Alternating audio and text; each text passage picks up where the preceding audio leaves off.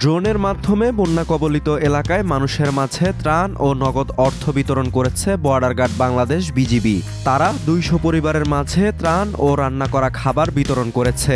পাশাপাশি ৪০০ মানুষকে বিনামূল্যে চিকিৎসা সেবা সহ ওষুধ দেওয়া হয়েছে।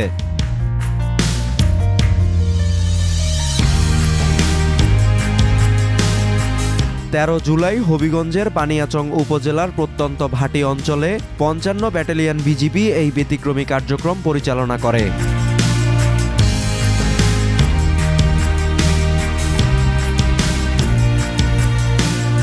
বিজিবির এই মানবিক ও প্রযুক্তি নির্ভর উদ্যোগের প্রশংসা করে জেলা প্রশাসক জি.এম. সরফরাজ জানান, ড্রোনের ব্যবহারের ফলে দুর্গম ও যোগাযোগ বিচ্ছিন্ন স্থানেও সহজে সাহায্য পৌঁছানো সম্ভব হয়েছে।